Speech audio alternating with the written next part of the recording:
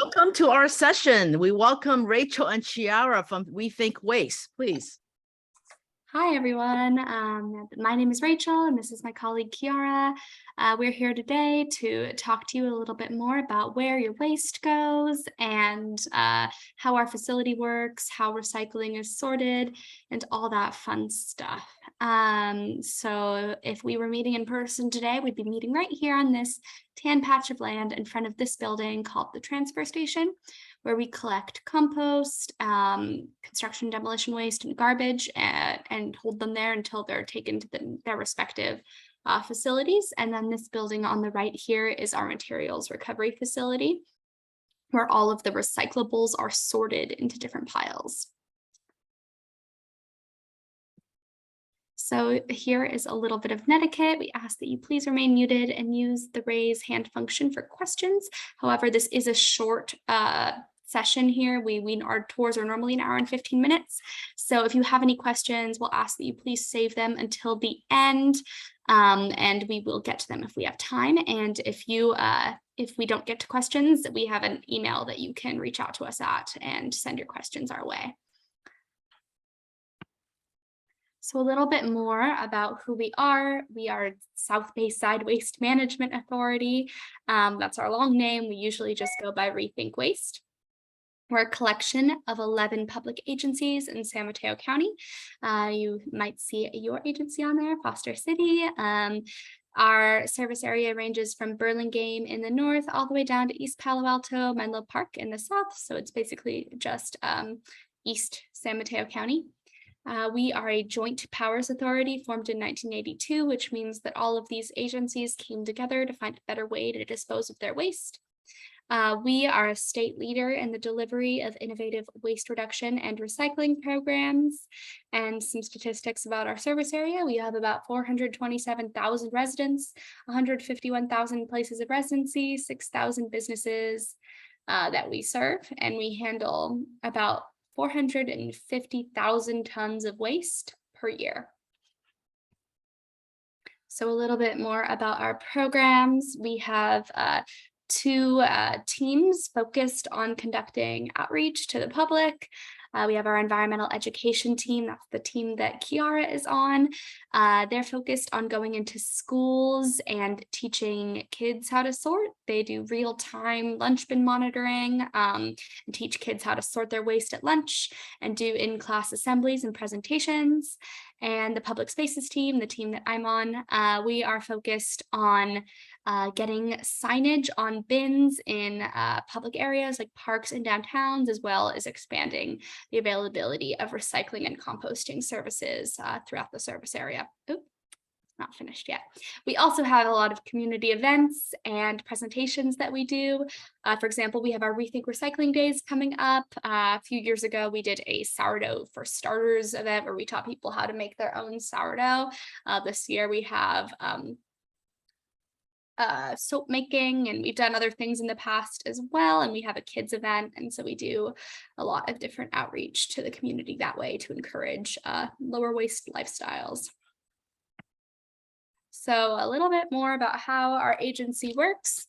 Again, we're this collection of 11 member agencies. We have a board and a technical advisory committee with representatives from each of these member agencies that helps guide our operations. And they all came together to form Rethink Waste. And we own and operate Shoreway Environmental Center in San Carlos. Some of you may have been there. This is a $130 million a year operation. We like to say that because we are a public agency, you also own and operate, or not operate, you also own and have a stake in Shoreway, because you're a resident and you pay for all of these services through your garbage rates. And we have two major contractors that help us handle all of this. We have Recology San Mateo County, who many of you may be familiar with. They are our contractor who goes and picks up the waste curbside and brings it to Shoreway. We have South Bay Recycling, and they help us to do a lot of the operations on the back end.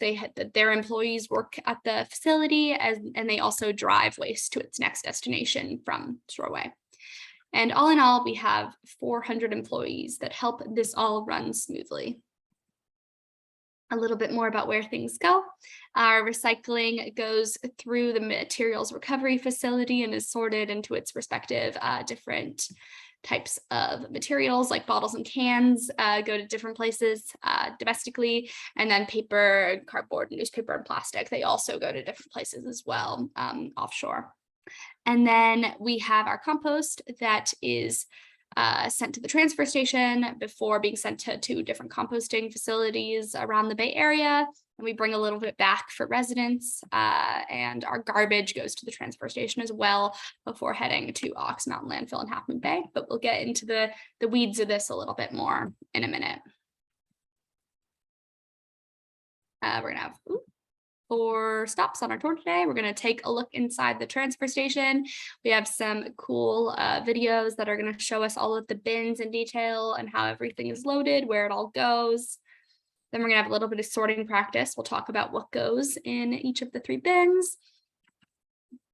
And then we'll talk about the public recycling center, where you can take waste that does not belong in any of the 3 bins, like hazardous waste, including oil and batteries, that kind of thing. And then our final stop will be a look inside the materials recovery facility, where all the recycling is sorted. So I will stop sharing my screen, and then we're going to take a quick look into the transfer station. And again, normally we would ask for questions here, but we are running a little short on time, so we will ask that you can save them till the end. Okay. All right, so here is the transfer station. The transfer station is a hub for waste in our service area. It's basically like a building where we collect everything and we hold everything before it's transferred to its next destination. And this is our education center in front, where we usually meet for tours. We have kids sitting on those benches when they come in for class. So how this whole our field trips. So how this whole process starts is Recology drops off the waste at the transfer station, and then it's separated into these big piles depending on the type. So that's the compost pile and the landfill pile we saw just a second ago. Pretty smelly in here, lots of stuff going on. This machine here is our Organics to Energy project, or our O2E for short. And this machine is it's still in its pilot phase, but it's focused on creating better ingredients for compost and creating clean biogas. So how it works is we start with a source separated organics. That is organic material that like food scraps that has come from commercial sources like restaurants. So it's extra clean. Then it goes through a bag and opener, and we rip open that bag, and then it goes to the next part of the process, which is the Orex press. And how that works is it's basically like a juicer. It's going to squeeze all that material out until we have kind of a organic slurry type material, which then goes into the dynamic cyclone, where it's spun around and we clean the material, and it screens out small bits of plastic and metal and that kind of thing. And then it goes to these storage tanks where it's very clean and high quality, and it can either be sent to a composting facility to be made into compost, or a wastewater treatment facility to be converted into clean biogas to help power the plant, which is a very cool pilot project we have going on right now. So this is our compost pile, switching gears a little bit. That's where we send materials like our banana peels, any yard waste, that kind of thing. As you can see, it's steaming. That is from the decomposition process. When all of that organic waste gets really hot, it releases this steam, and it's breaking down. We receive 740,000 pounds of organic material every day at our facility, and it goes to one of 2 composting facilities. One is Blossom Valley Organics in Tracy, and the other one is Newbie Island in Milpitas. And this is the truck being unloaded at one of those composting facilities. The material is processed there for 60 to 120 days to be turned into finished compost. And so they're turning it around, getting some air in there, making the compost.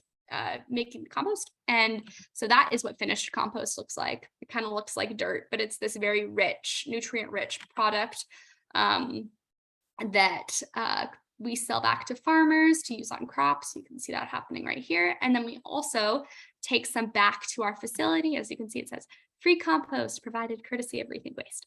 So we bring compost back to our facility, and residents can pick it up for free. So schools, community groups, if you have a garden at the senior center, I don't know, you can come pick this up for free as well. And you can put compost and help grow your plants, which is a really cool thing that we offer.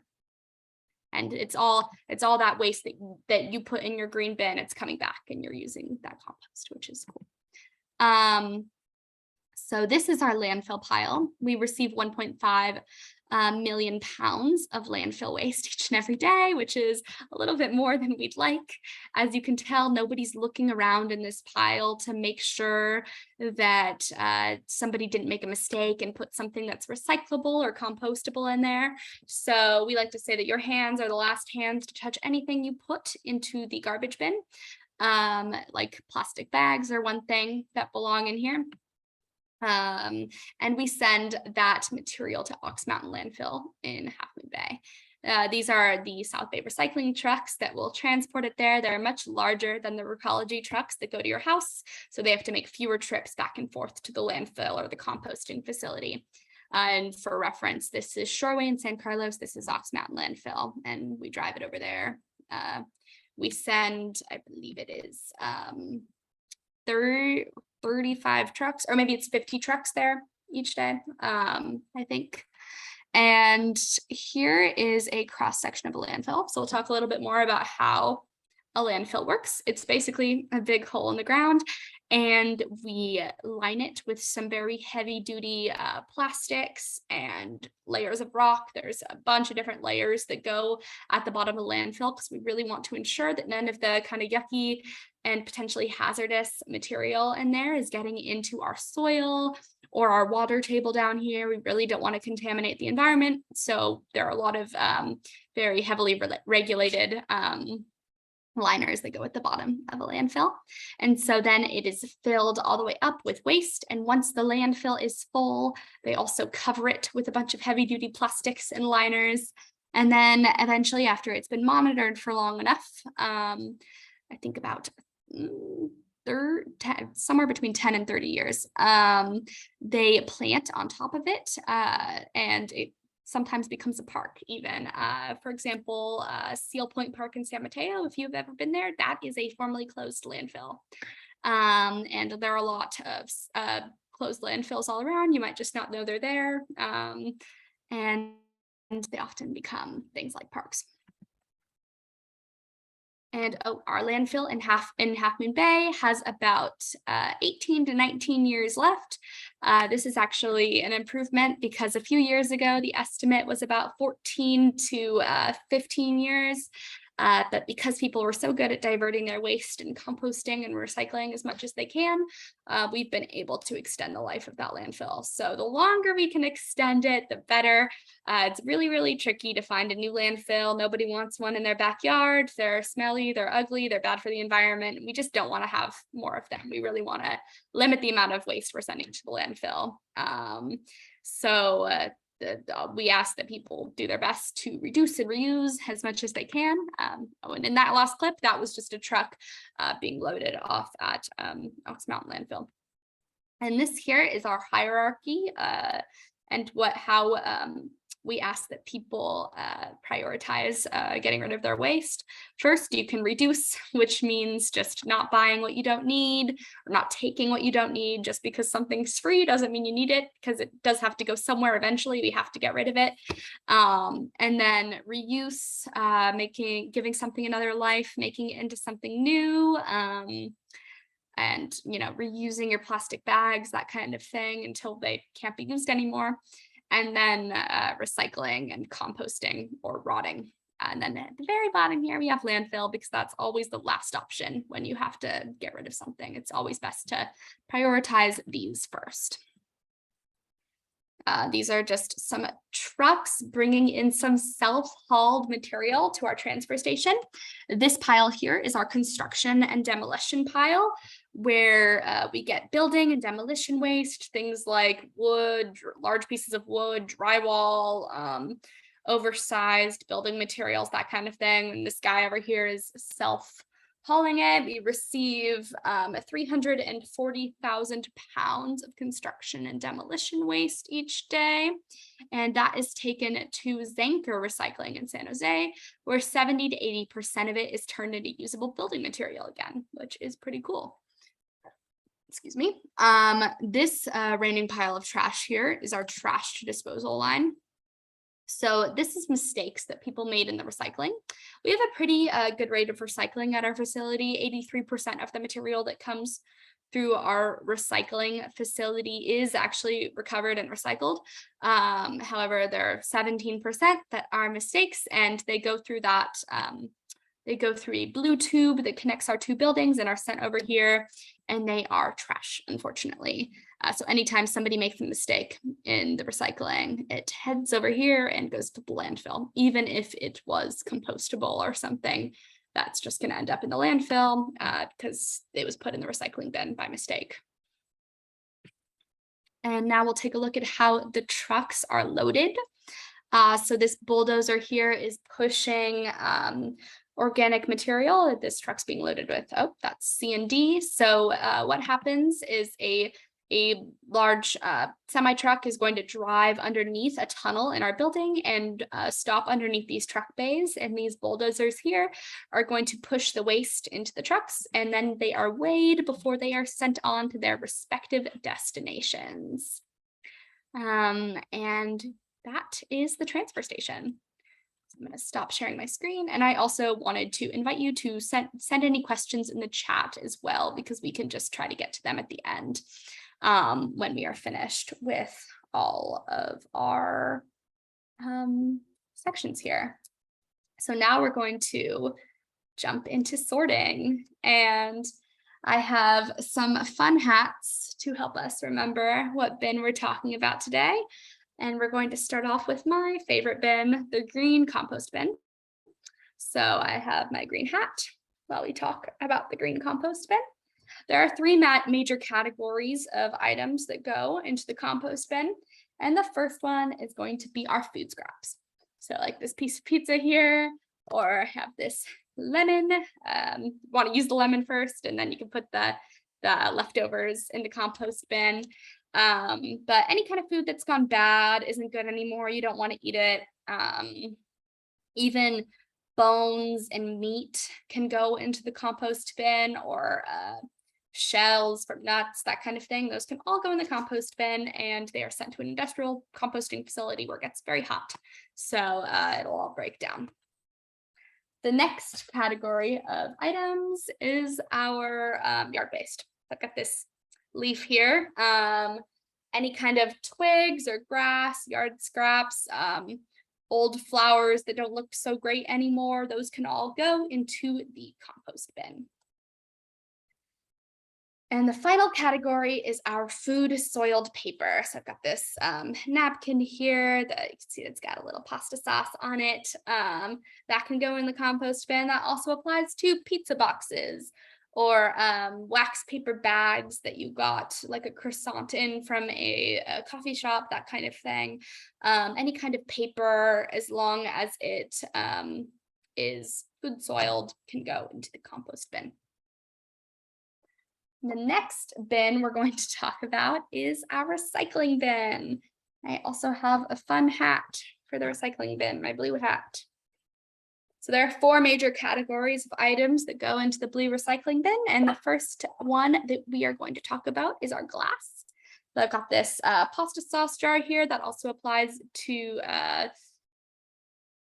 like pickle jars, jam jars, that kind of thing. And if they're a little bit dirty, what you want to do is put in just a little bit of hot water and a tiny bit of soap, and you can just shake it up with the cap on. Got one with the cap on over here.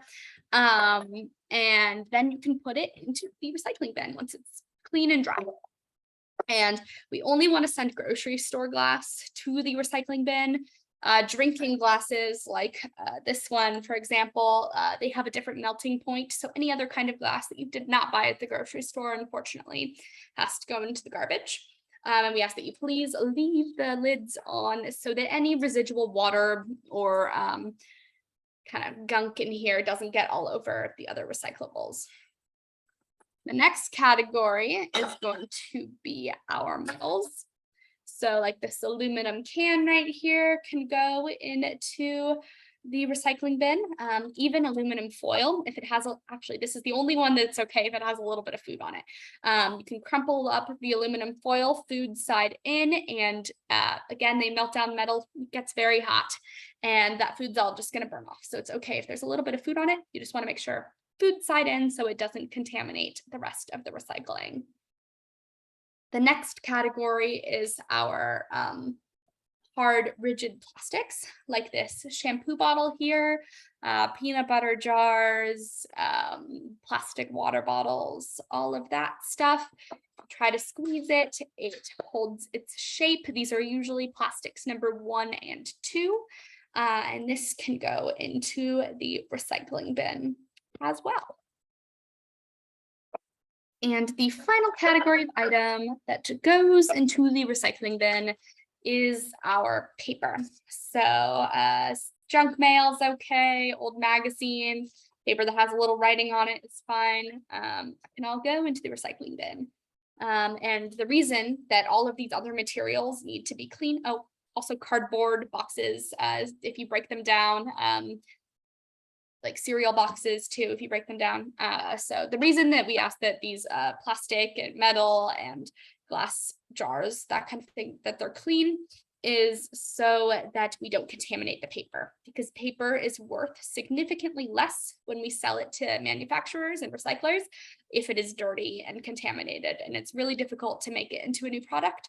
So we ask that everything else be clean and dry so the paper stays high quality. Now we're going to talk about our final bin here, our garbage bin. Put on my black landfill hat to talk about our garbage bin. There are 4 major categories of items that go into the garbage bin, and that is our soft plastic, like this plastic bag here. And it doesn't hold shape when you crumple it up. And the reason that we don't take soft plastics in the recycling bin is because they get caught on our material, or they get caught on our machines when we send it through the materials recovery facility. And they also are just a low quality material that's difficult to recycle. There's not much of a market for them. So our plastic bags go into the garbage bin. The next category is going to be our small plastics, like this spoon here. Anything less than 2 inches across is going to fall through the cracks of our machines when we sort the materials. And so spoons like this are garbage as well. The next category is black plastics, like this takeout container here. So black plastics are essentially at their end of their life with recycling. The manufacturers just threw a bunch of different kinds of different colors and kinds of plastics in here to make this material. And if you imagine you're trying to create a clear plastic container, and you throw a piece of black plastic in there, you aren't going to be able to make the color clear or white, for example, if there's black in the mix. So black plastic is garbage as well. And the final category of items that belong in the garbage bin is our multiple material items. Like this, this box here is called a Tetra Pak. So a lot of alternative milks and soup broths and just soup, that kind of thing, come in containers like this one. You're not going to find them in the refrigerated section. They're going to be on the shelf. and they have kind of a plasticky coating on the outside and they're lined with metal on the inside. Maybe there's some paper in there. And the reason this is garbage is because these materials are glued very closely together.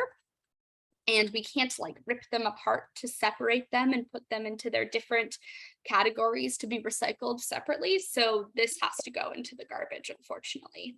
And that applies to any material that is made of multiple materials, like children's toys. If they're broken and you can't donate them or fix them, that might have to go in the garbage. Or like a pen, for example, that has like a plastic bit on it in metal, that's garbage as well. So things that are made of multiple materials. And I got takeout the other day, right? And I didn't tell them no utensils, which is always something that if you have utensils at home, you can always just say, no, I don't want them. I don't need the napkins. I have cloth napkins at home, that kind of thing, so that you don't end up having to throw this away. But this one is a triple threat right here. It's black, it's small, and it's covered in soft plastic. So this is 100% garbage in San Mateo County in our service area. So we can take a quick pause and take maybe 2 or 3 questions right now before we move on to the second half of the tour, if anybody has any right now. About any of the 3 bins or the transfer station or anything we've talked about so far. Perhaps I missed it. What about tin cans? Yes, tin cans, those are just like these aluminum cans. They're metal. As long as they're clean, you give them a little bit of a rinse, those can go into the recycling bin. Where do you put gum besides underneath the table? That's a good question. Gum. Gum I and would think Kleenex. that- Landfill. Yeah, I would think that would be compost or trash. I would probably put that in the trash. Okay, thank you. Because if you put it in your compost bin, it might get stuck to your bin, make it kind of dirty. Styrofoam peanuts, that's a good question. So those styrofoam is trash, unfortunately. But I believe you can take them to Green Citizen in Burlingame and they might be able to recycle them. With items like styrofoam, unfortunately, they're not widely recyclable. So you have to go to a specialized recycler to take them. We can't take them curbside. What about prescription box, little, the plasticky ones, the prescription? Yeah, like just the bottles, no medication. Yes. Yeah, if they're less than 2 inches across, that's going to be big garbage. But if they are larger than 2 inches, that can go in the recycling bin if they're made out of plastic. I'll also add for packing peanuts. These days, sometimes they actually will melt, like they're the ones you can put in water and they'll totally melt. So I would just check kind of packaging on whatever item it is that you have. Oh, cool. I haven't heard about that. But yeah, so there are alternative ways to deal with these materials if you run into something that can't go into, that has to go in the garbage, like a very specialized kind of plastic, like styrofoam or I don't know, PVC, for example. Like you can find somewhere to take it, but unfortunately, like it's not generally getting recycled curbside. How important is it to clean out containers? I know some people just throw them like the peanut butter jars into the trash, and we clean ours out and we scrub it. And is it important to get them really clean? Yes, it is pretty important. Okay. Actually, we also didn't totally know, because you get kind of mixed reviews from recyclers about how important it is to be clean. But we spoke to one of our contractors who helps us to find end markets for these materials. And he said that they need to be about 98% clean. And the reason is that these facilities, like the plastic manufacturers and the glass manufacturers and the metals and wherever they're going, they can account for some degree of contamination, but it has to be very, very small. Otherwise, it might end up being trashed. So, like, for example, like it's okay to leave like a label on here if you can't get it off. You want to take off maybe as much as you can, but if there's just a little bit, like, and you can't get it, Don't spend a day trying to get it off. But the reason we say like just a little bit of hot water and a little bit of soap and shake it, that works, I'd say 95% of the time to get everything out of there. You don't need to waste gallons of water if you do it that way either. Really helps to clean it out. Thank you. Yeah, no problem. Okay, are we ready Yes, to? we'll pass it over and then we'll have some more questions at the end. Okay, I'm going to take over and we're going to talk a little bit about the Public Recycling Center. I do apologize, my Wi-Fi is not amazing. I got kicked off. Oh, disabled screen sharing. Let's see. Oh, I need to be. Rachel, would you be able to make me a co-host again so I can screen share? Sorry, that has to deal with me getting kicked off. I lost my screen sharing privileges. 1 second. So Rachel, do you need, let me see. I think Rachel can do it if she's. Okay, I just Not did it. allowing me to do it. Would you be able to make her a Yep. host? Oh, wait, I can screen share now, actually. Oh, okay, fantastic. Okay. Apologies about that. Let's see, presentation. Okay. All right, can we see this okay? Awesome. So this is our public recycling center. It's right outside of our materials Kiara, we can't hear you recovery so well. Okay, yeah, Kiara, your audio is a little bit slowed down.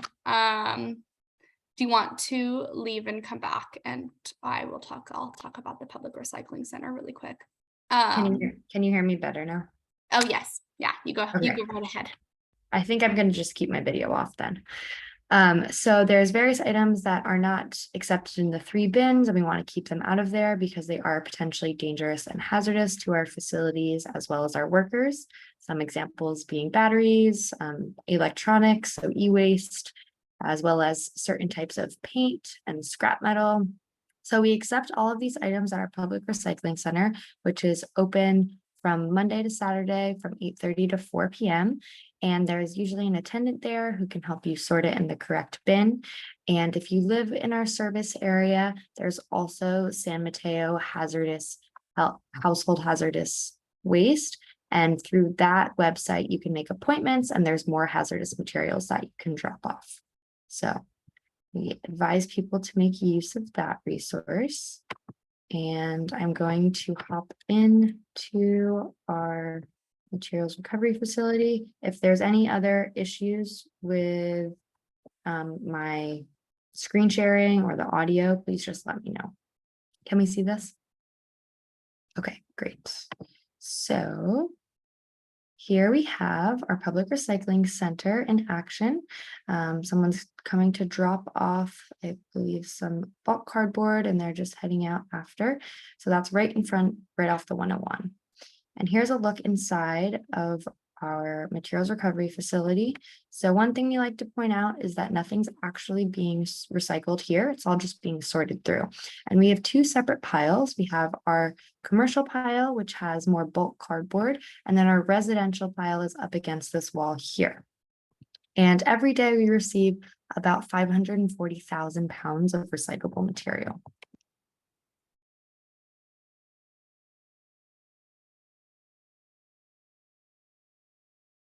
So once the items are picked up curbside by Recology of San Mateo, things like our hard plastic water bottles, they're dropped off on our tipping point floor. And this is a look at our residential pile more up close. And you can see from here, we actually then have bulldozers that come and they'll take a line either from the residential or commercial pile, they'll scoop it up and they will put it onto our first sorting line. So it's going to start going up that conveyor belt and we will get to our pre-sort station where we have hand workers looking to pull off anything that they see that is initially dangerous or hazardous to the facility. So there's a lot of things that get put in our blue bin that are wish cycle that might actually belong at the PRC or have a special disposal policy. So they're looking mostly for soft plastic bags. Those end up wrapped around our machines a lot, and they do not belong in the blue bin in our service area. But they're also looking for any things like e-waste or cords or propane tanks or batteries that could cause fire or potentially break our machines. And you can see we do get a lot of it every day.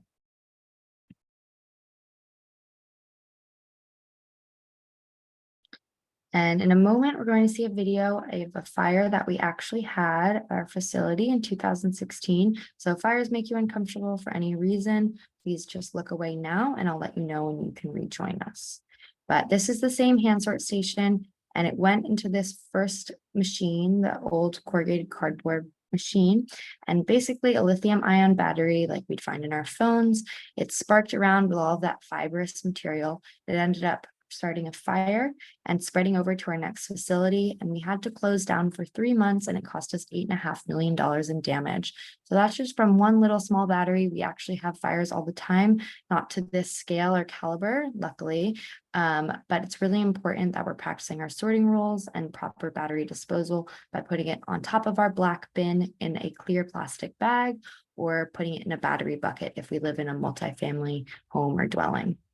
So we just want to make sure that everyone is cognizant of those rules.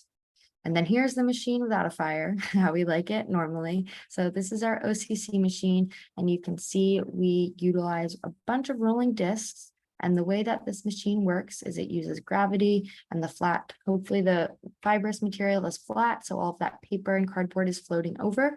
And then its second thing that this machine does with the rolling discs, as they get farther apart, the glass falls through at the beginning and breaks on that hard metal.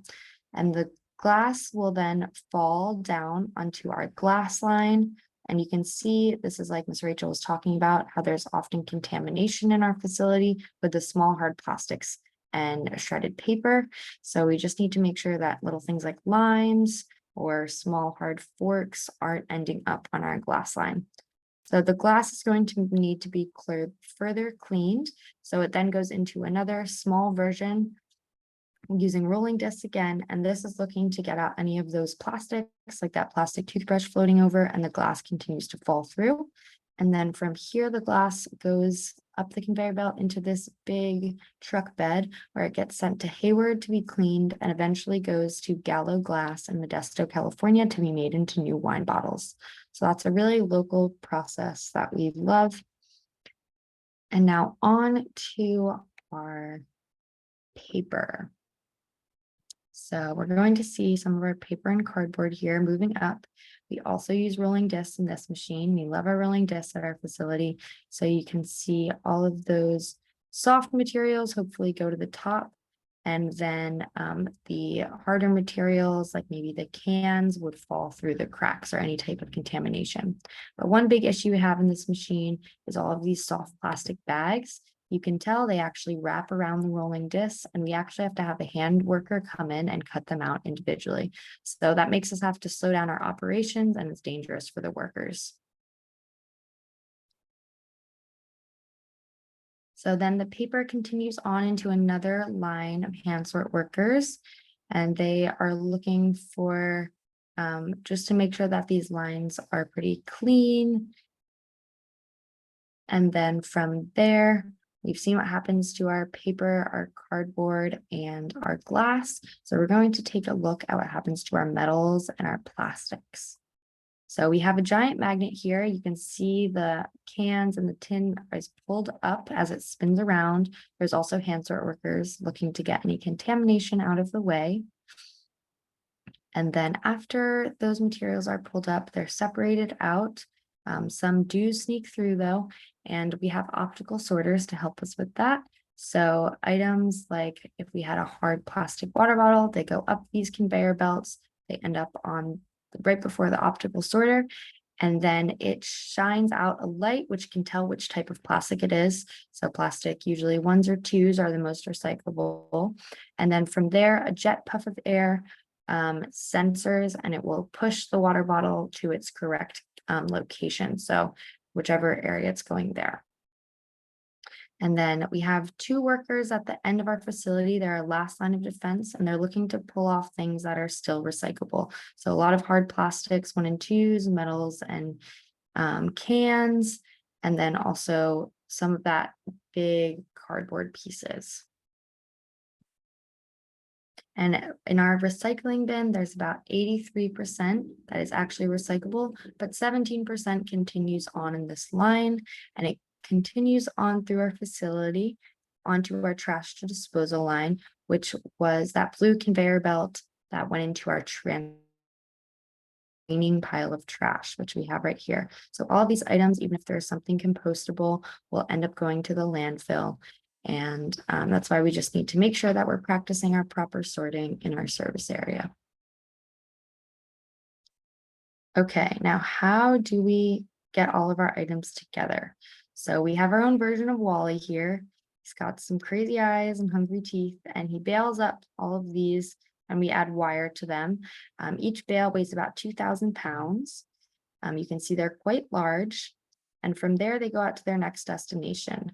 So the glass goes to Gallo Glass in Modesto. Our metals goes to a Sims Metal Scrapyard in Redwood City. So we love choosing items that are metal and glass.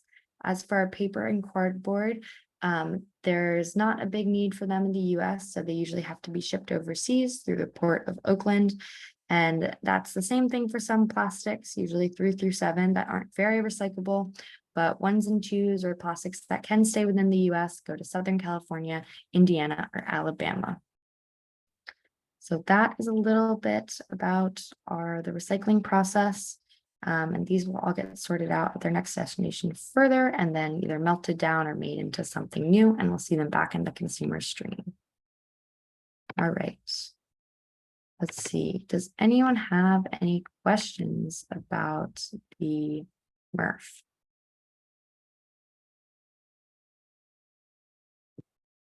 I have a quick question. Many plastic bags, the real thin ones, they have indication that they are recyclable. You know, the ones that you put your produce in. So aren't they? And which bin should they go in? Sure. Yeah, good question. So the BPI bags, those green ones, but they're usually green, but you do need to check that it actually does say BPI. Those can go into our compost bin actually, and they will break down in that process. But I don't advise you to put them in the recycling bin just because they are BPI, so they're made out of different materials than some of those hard plastics, and we don't want any soft plastics in our facility, and they also have a different melting point just because of the materials that they are made of. So I would put those BPI bags into your compost bin. But if you are speaking to the fact that sometimes plastic bags have the little triangle, little chasing arrows recycling symbol on them, they're still not recyclable. Unfortunately, that symbol is very misleading, and all that it means is that something is made of plastic, and it'll say the number inside, what kind of plastic it is. 1s and 2s are generally recyclable unless they're soft plastics, in which case they have to go into the garbage bin for all of the reasons we've been saying, dangerous for our workers. They're a low quality material that's tricky to recycle. But the other numbers are generally not being recycled. Plastic number 7 just means other, so it could be any kind of plastic that isn't 1 through 6. Yeah, so unless it says compostable on it, BPI certified, the plastic bag, that can go in the compost bin, but any other kind of plastic bag is trash. There are also, we have on our website specifically areas where you can bring your plastic bags if you collect them, if you can't reuse them in your home any longer, and they will take them and send them off elsewhere to be recycled. So like Home Depot, I know, and some grocery stores. Any other questions?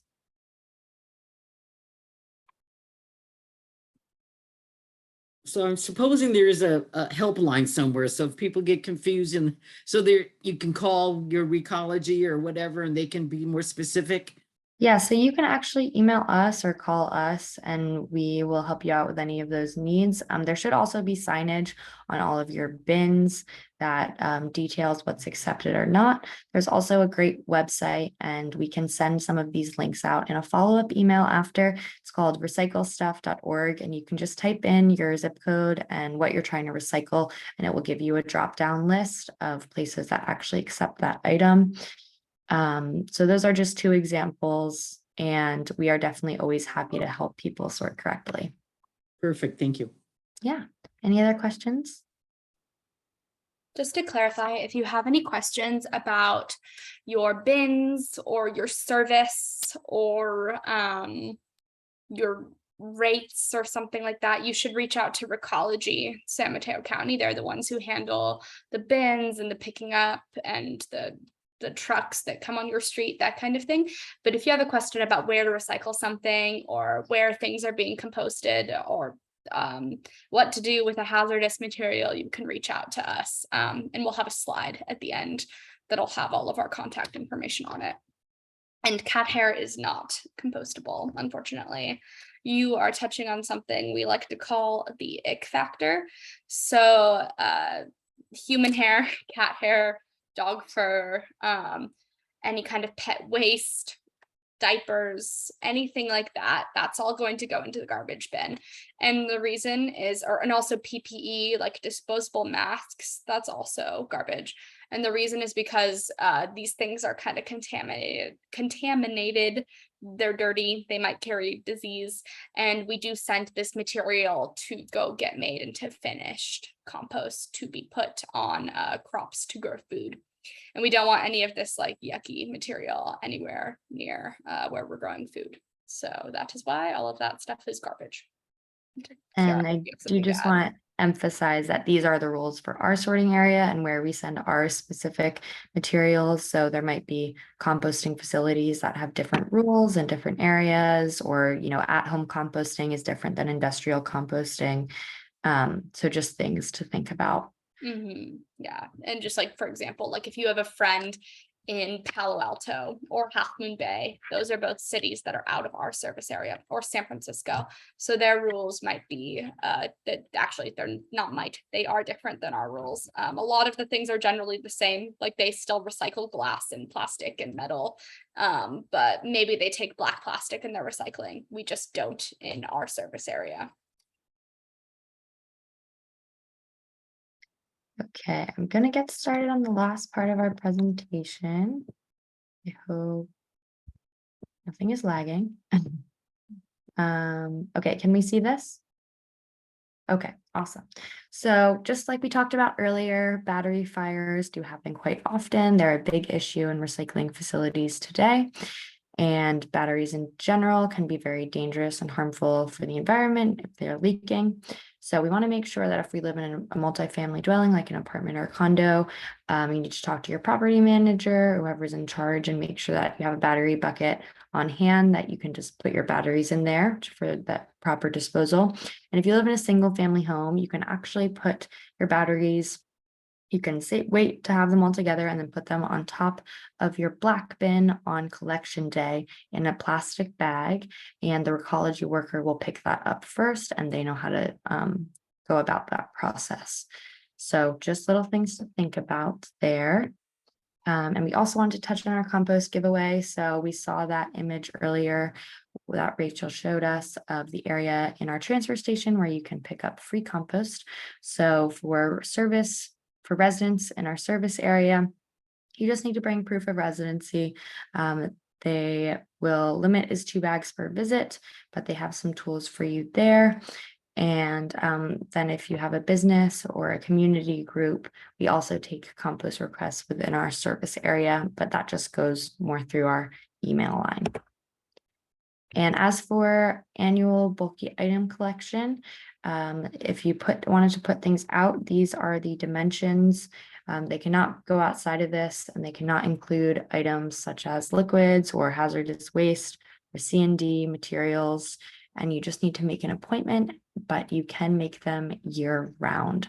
So if you have any items that you need to get rid of and you can't plug them somewhere else, you can consider doing bulky item. collection.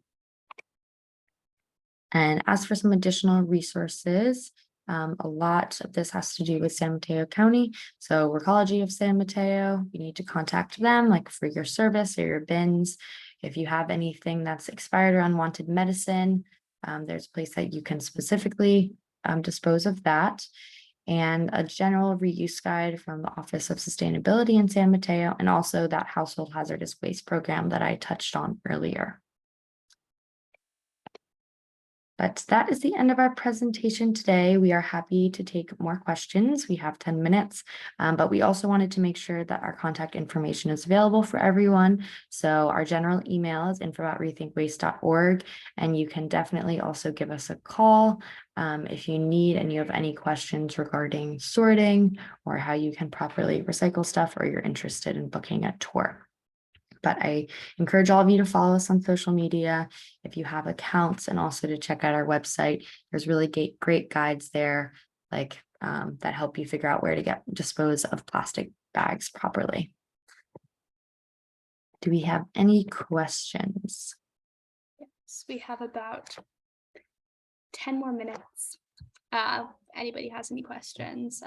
And like Kiara said, if you want to contact us later, these are all of the links and emails you can contact us at. And we also have a lot of resources on our website with information about where to sort specific items. How do we recycle nickel cadmium batteries from tools and things? I think I know. Are those the circular ones? For like cordless electric power tools. for cordless electric power tools and things like that?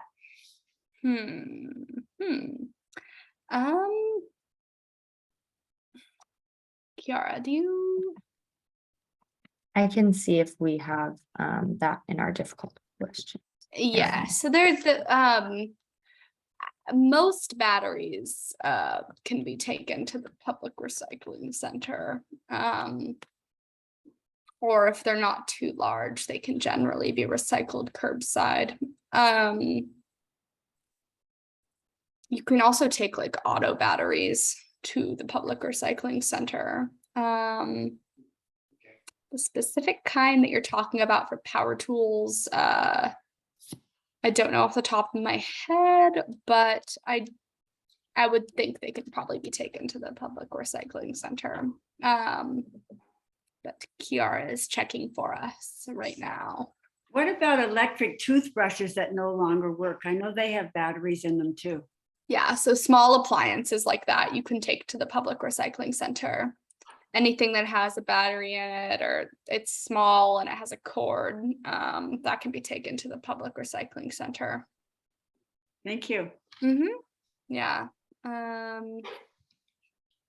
Yeah, pretty much like all like small appliances can be taken to the public recycling center. And then large appliances, like if you had an old dishwasher or something that didn't work anymore, you can take that to the transfer station for a fee, or it can be one of your 2 free bulky item collections, as long as it fits in that little square we saw in that image before. It's like something like 6 feet by 3 feet or something like that. So I looked it up, and it appears that you can put mercury, lead, cadmium, and nickel batteries in that same like plastic bag to have them picked up. Oh, awesome. Yeah, so you can take them to, you can put them in the sealed plastic bag on your black bin, or you can take them to the public recycling center. Both are options. Or What an orange battery bucket. What about the ice packs that come in with when you order like from Amazon food that has the tough cold? How do you recycle that? I would think that's not recyclable. I would think that's trash. I don't know if this is the kind of thing that's like refreezable, like a blue ice or something. You can use that Yeah, again. I think you can reuse them, yes. Yeah, so if you can reuse them, that's always the best option. Like, just a reminder, we showed that like hierarchy, that list: reduce, reuse, recycle, then rot. And so that's what the reduce and reuse are at the top for a reason. We say, like, let's do those first before we try to find a way to dispose of them. But if you can't reuse it for some reason, I think that ice packs are trash, unless you think it's going to leak everywhere or something, in which case it might be hazardous waste. That's what I was wondering. How do you get rid of them?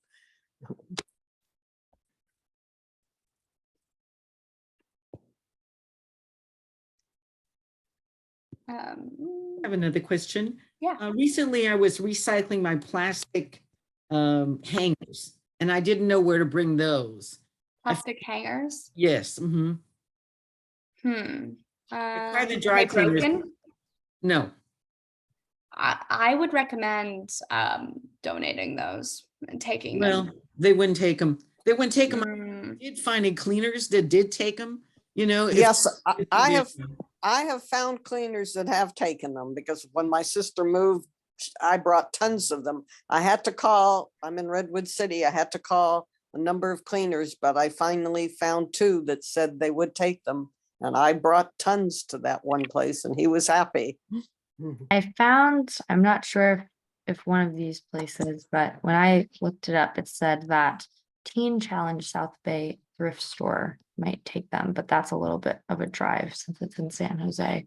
I'm not sure. Maybe you guys can see where you brought them last time and share those resources. Right. Well, if they aren't in good condition, nobody's going to want them. Yeah, if they're broken, then Put them in that's garbage. Huh? garbage. Mhm. Yeah, because again, they're like kind of like a small plastic. They're like skinny, so they have to go in the trash. Anybody else have any more questions? We have time for a couple more.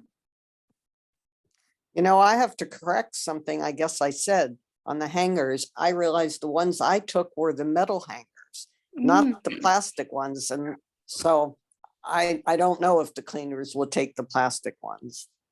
Mine was metal also. And so you have to call around whatever city you're in. Oh, yeah, that's a good point. Metal hangers. We do have a scrap metal collection bin at the public recycling center, where if you have like small pieces of metal, like nuts and bolts or like old nails or metal hangers, you could take them there. I just automatically assumed we were talking about the plastic kind, which is a little bit trickier, but you can take the metal ones to the PRC. I will just tell you, the cleaners were, I can't remember the name, but they're on Whipple Road in Redwood City. They're about a block off of El Camino. They're on the corner. I can't remember the name, but he took the metal, and he even took ones that I thought were not worth using, but he said he'd take them. Oh, that's fantastic. Yes, so Kiara just sent a very important link in the chat, recyclestuff.org. And if you have any specific items, like you could probably look up hangers on this and it would tell you places you could take hangers there. You can find very, very specific items on there. Wow, Yes. very useful resource. Thank you so much. Yeah. We're out of time. Thank you so much, Kiara and Rachel from Rethink Waste. What an educational tour. Thank you. Of course. Have a fantastic day, everyone, and enjoy the rest of your programs. Thank you for having us. Bye-bye. Bye. Bye.